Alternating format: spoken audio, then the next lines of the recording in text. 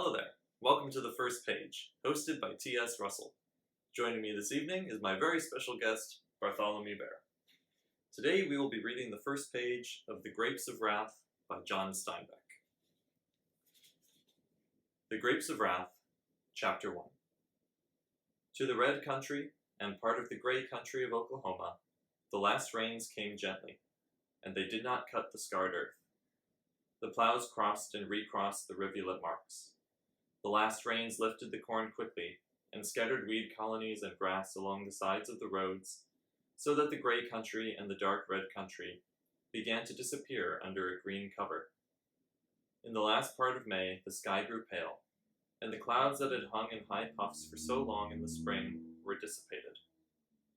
The sun flared down on the growing corn day after day, until a line of brown spread along the edge of each green bayonet. The clouds appeared and went away, and in a while they did not try any more. The weeds grew darker green to protect themselves, and they did not spread any more.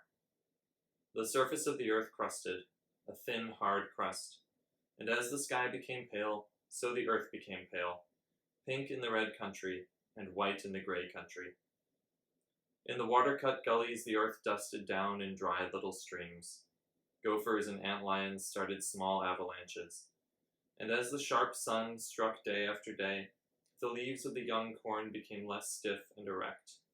They bent in a curve at first, and then, as the central ribs of strength grew weak, each leaf tilted downward. Then it was June, and the sun shone more fiercely. The brown lines on the corn leaves widened and moved in on the central ribs. The weeds frayed and edged back toward their roots. The air was thin, and the sky more pale, and every day the earth paled. In the roads where the teams moved, where the wheels milled the ground and the hooves of the horses beat the ground, the dirt crust broke and the dust formed. Every moving thing lifted the dust into the air. A walking man lifted a thin layer as high as his waist, and a wagon lifted the dust as high as the fence tops, and an automobile boiled a cloud behind it. The dust was long in settling back again.